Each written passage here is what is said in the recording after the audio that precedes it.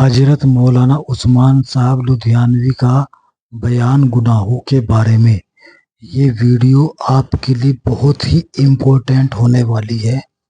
اس video کو آپ شروع سے آخر تک ضرور دیکھیے۔ اگر آپ ہمارے چینل پر نئے ہیں تو ہمارے چینل کو ضرور سبسکرائب کریں، ویڈیو پسند آئے تو لائک کریں، کمنٹ کریں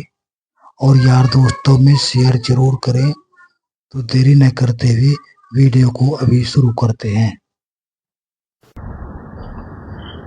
کہ کون سے ایسے گناہ ہیں جن کی وجہ سے عبادات جو ہیں وہ ضائع ہو جاتی ہیں۔ ایسے کون سے گناہ ہیں جن کی وجہ سے رزق کے اندر تنگی آ جاتی ہے، اور ایسے کون سے گناہ ہیں کہ جن کی وجہ سے دنیا میں ہی بندے کے اوپر اللہ کا عذاب نازل ہو جاتا ہے۔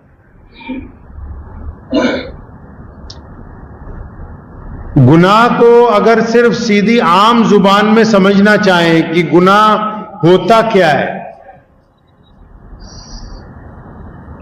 تو عام جتنے گناہ ہیں وہ آپ اس کو اس انداز سے آسانی سے سمجھ سکتے ہیں کہ جن بری باتوں کو آپ لوگوں سے چھپا کے کرنا چاہتے ہیں، جنہیں آپ چھپانا چاہتے ہیں کہ یہ میرے ساتھ والے کو پتہ نہ لگے، میرے باپ کو نہ پتہ لگے، میری ماں کو نہ پتہ لگے، بھائی کو نہ پتہ لگے، ہمارے پڑوسیوں کو نہ پتہ لگ جائے،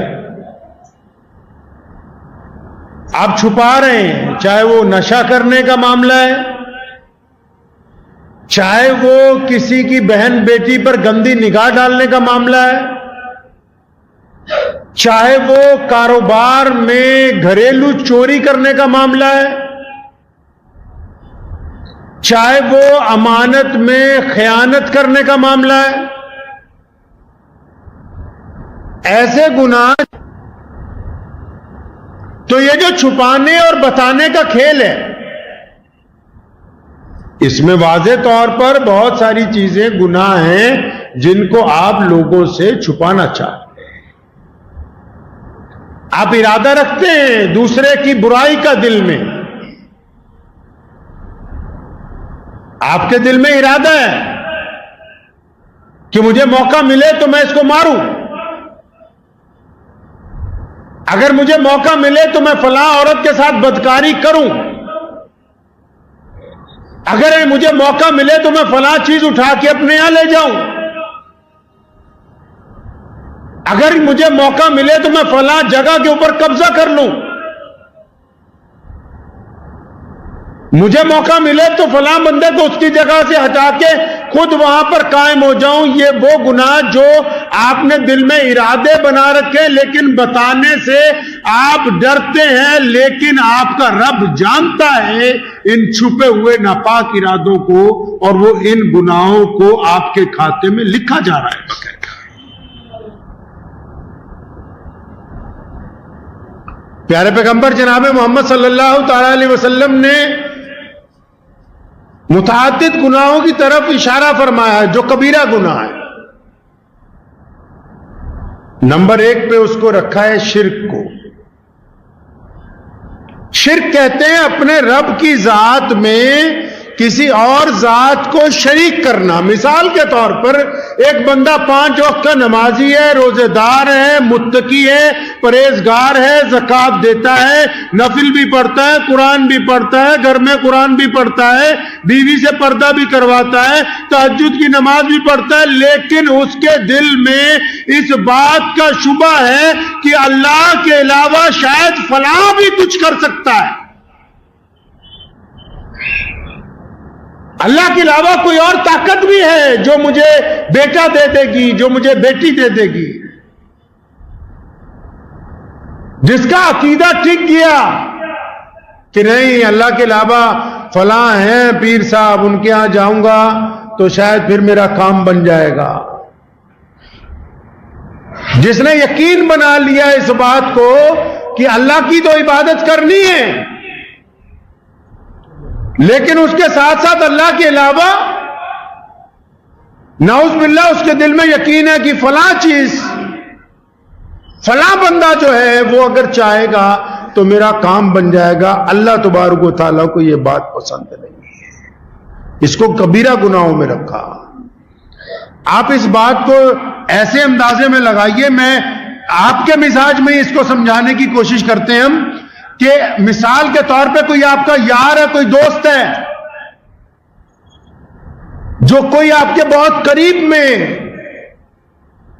मुद्दतें गुजर गई और अचानक आपसे अलहदा हो जाए, आपसे अलग हो जाए, आपसे वो कहे कि मैं आज के बाद तेरा नहीं हूं। आपको कितना गुस्सा आएगा कि अच्छा बचपन गुजारा, जवानी गुजारी, अब आके तू मेरे से अलहदा हो रहा है। अल्लाह तबारक जिस तरह एक यार को यार की बेवफाई पसंद नहीं है, जिस तरह एक शौहर को बीवी की बेवफाई पसंद नहीं है, जिस तरह एक मालिक को नौकर की बेवफाई पसंद नहीं है, जिस तरह एक हाकिम को एक मुलाजिम की नाफरमानी पसंद नहीं है, जिस तरह एक बाप को बेटे की नाफरमानी पसंद नहीं है। कितना गम आता है, कितना गुस्सा आता है दिल में कि अच्छा सब कुछ तो हमने इसको दिया, सब कुछ हमने इसका किया, अब ये हमारे साथ ही बगावत कर रहा है। इस बात से अंदाजा लगा लीजिए कि रब की जात में जब कोई बंदा शिर्क करता है तो अल्लाह करीम को सबसे ज्यादा नाराजगी उस पर क्यों होती है? क्योंकि सब कुछ अल्लाह तबारक व तआला ने उसको अता फरमाया, फिर वो अपने रब से जब मुंह फेरता है तो अल्लाह को इसके ऊपर सख्त नाराजगी होती है। और दूसरे नंबर पे गुनाहों में क्या रखा है भाई? कबीरा गुनाहों में दूसरे नंबर पे जो सख्त तरीन गुनाह है, अंदाजा लगाएं आप एक मिनट के लिए भी क्या हो सकता है। अल्लाह ने शिर्क के बाद सेकंड नंबर पे, दूसरे नंबर पे जिस गुनाह को रखा कि ये मत करना, उससे जब आप इस गुनाह का जिक्र सुनेंगे तो सारी तस्वीर वाज़ेह हो जाएगी कि रब चाहता क्या है हमारा, मोहम्मद रसूलुल्लाह सल्लल्लाहु अलैहि वसल्लम क्या चाहते हैं। प्यारे पैगंबर जनाब मोहम्मद सल्लल्लाहु अलैहि वसल्लम फरमाते हैं कि जिसने रब की जात में शिर्क किया सबसे कबीरा गुनाह है, और रब के बाद जिसने अपने मां बाप पर जुल्म किया। देख लो अर्श से बात कहां पहुंच गई, सीधी अर्श से बात चल रही थी, सीधी कहां पहुंच गई? फर्श पर।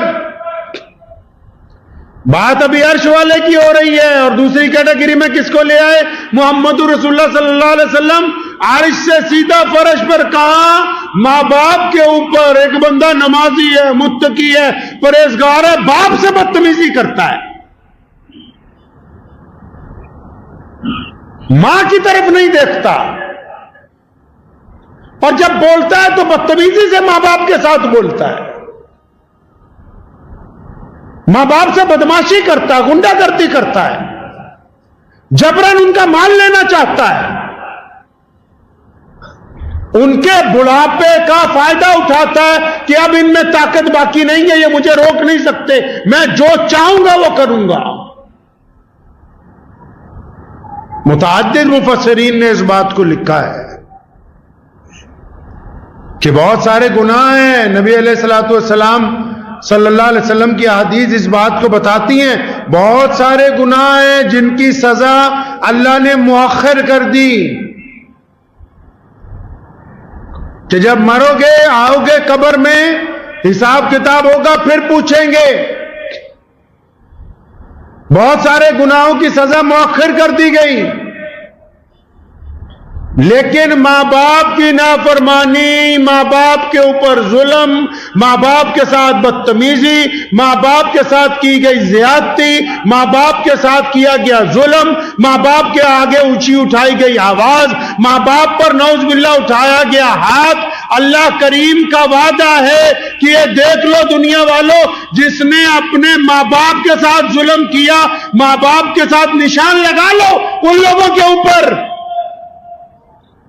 باقاعدہ نشان لگا لو ان کے اوپر، جو ماں باپ کو گالی دیتے ہیں، جو ماں باپ پر گنڈا گردی کرتے ہیں، جنہوں نے ماں باپ کو اولڈ ہوم میں چھوڑا ہے، جنہوں نے ماں باپ کے منہ پر تھپڑ مارا ہے، جنہوں نے ماں باپ پر دھکا کیا ہے، جنہوں نے ماں کے سامنے اپنی زبان سے بدزبانی کی ہے، ان پر نشان لگا لو، وہ دنیا میں ذلیل ہونے سے پہلے مر نہیں سکتے، ذلیل ہو کے مریں گے دنیا کے اندر، موت نہیں آ سکتی جب تک ان کو ماں باپ کی ذلت کے ابس اللہ تبارک و تعالیٰ کے عذاب کو آواز دے رہے ہیں نا۔ رب رسول کے بعد سب سے بڑا درجہ کس کا ہے؟ رب رسول کے بعد سب سے بڑا درجہ ماں باپ کا ہے، اور ایک بندہ ماں باپ سے بغاوت کا اعلان کر رہا ہے۔ قرآن نے کہا یہ دونوں اپنے جو کندھے ان کو ایسے جھکا کے ماں باپ کے سامنے بات کیا کر، یہ کیونکہ اللہ تبارک و تعالیٰ نے ان کو یہ عزت عطا فرمائی ہے کہ تیرے ماں اور باپ ہیں۔ جنت میں بھی ماں باپ جب آرزو کریں گے اپنی اولاد سے ملنے کی اللہ تعالیٰ سے، تو یہ نہیں کہا جائے گا جاؤ اولاد فلاں جگہ ہے ان سے جا کے مل لو، نہیں، بلکہ اولاد کو ان کے پاس پہنچایا جائے گا، کیونکہ ماں باپ کی یہ شان ہے کہ وہ خود چل کے کسی کے یہاں نہیں جائیں گے، جن کو ملنا مقصود ہے ان کو ان تک پہنچایا جائے گا۔ اور ان لوگوں پہ بھی نشان لگا لو جنہوں نے ماں باپ کی عزت کی ہوگی، باپ کی فرما برداری، ماں کی فرما برداری، جنہوں نے تمام باتیں برداشت کی ہوں، دنیا میں بھی کوئی طاقت ان کی عزت کم نہیں کر سکتی، دنیا میں کوئی طاقت ان کی عزت کم نہیں کر سکتی۔ آخرت میں بھی اللہ کا وعدہ ہے، آخرت میں بھی اللہ کا وعدہ ہے، جو ماں باپ کے ساتھ ہیں، جنہوں نے ماں باپ کا احترام کیا، جنہوں نے ماں باپ کی ہاں میں ہاں ملائی، جنہوں نے ماں باپ کو اپنا سر کا تاج بنا کے رکھا، جنہوں نے ماں باپ کی خدمت کی، جنہوں نے ضعف میں اپنے ماں باپ کو کھلایا پلایا، جو ماں باپ کے مرنے کے بعد ان کے لیے دعائیں کرتے رہے، جو اپنے والدین کے وفادار رہے، دنیا کے تمام لوگ اگر ان کی عزت کم کرنے کے لیے زور لگا دے، سازشیں رچ لیں، طاقت استعمال کرے، پیسہ استعمال کرے، دولت استعمال کرے، حکومتوں کے پاس چلے جائیں، دنیا کی ساری طاقت ان کے خلاف لگائی جا سکتی ہے، لیکن ان کے ماں باپ نے جو ان کے لیے دعا کر رکھی ہے، اس دعا کے مقابلے میں دنیا کی کوئی سازش کامیاب نہیں ہو سکتی ہے۔ آپ نے کیا سمجھا کہ ماں باپ سے بدتمیزی کرنی عام بات ہے؟ اللہ کریم کو گوارا نہیں ہے کہ کوئی بندہ اپنے ماں باپ سے بدتمیزی کرے۔ اور پھر نبی علیہ الصلوۃ والسلام فرماتے ہیں کہ بندہ کسی کا ناحق قتل، جن کا قتل اللہ نے حرام قرار رکھا ہے، انہوں نے کہا کہ قرآن نے بھی کہا کسی ایک بندے کا ناحق قتل کر دینا ایسا ہے جیسے پوری انسانیت کو قتل کر دیا گیا۔ آج لوگ دوسروں کو مارنے کے لیے نشہ کر کے، جس کو جب چاہے جس کا دل چاہے وہ اس کو مارنے کے لیے تیار ہو جائے، مارنا ہے جس کو اس کی وجہ بھی نہیں پتا کہ اس کو کیوں مارنا چاہتے ہیں، اس کا قصور کیا ہے۔ نہیں، ہمارے یاروں نے کہا کہ چلو فلاں کو مارنا ہے تو مارنے چل پڑے، دوستوں نے کہا فلاں کی پٹائی کرنی ہے، چلو منہ اٹھایا اور چل پڑے۔ حدیث کے اندر آتا ہے کہ جس نے قتل کرنا تو بہت بڑی بات ہے، جس نے قتل میں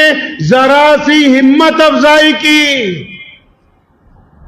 یہ دفعہ بنا رکھی نا سرکار نے 120B، مطلب جو کوئی ہلہ شیری دے، پلاننگ کرے۔ حدیث شریف میں یہ بات 1450 سال پہلے ذکر کی گئی کہ اگر کسی نے کسی کے قتل میں تھوڑی سی ہلہ شیری بھی کی، وہ بھی اتنا ہی بڑا گنہگار ہے۔ کسی نے کسی کو یہ بھی کہا اچھا ہاں ٹھیک ہے مارو اس کو تو مارو، کوئی وجہ تو ہو، کوئی بات تو ہو، کوئی بنیادی چیز ہو۔ ہاں مارنے کا حق صرف حکومت کے قاضی کو دیا گیا تاکہ وہ گنہگاروں کو سزا دے سکے، آپ کو دوسروں کے اوپر جج نہیں لگایا۔ اللہ کو وہ لوگ بھی پسند نہیں، کبیرہ گناہ یہ بھی ہے کہ جب وقت آئے میدان میں رب اور رسول کے لیے، جب کبھی وقت آئے اللہ تبارک و تعالیٰ کے راستے میں قربانی دینے کا، پھر پیٹھ دکھا کے بھاگ جائے، رب کو وہ بھی پسند نہیں۔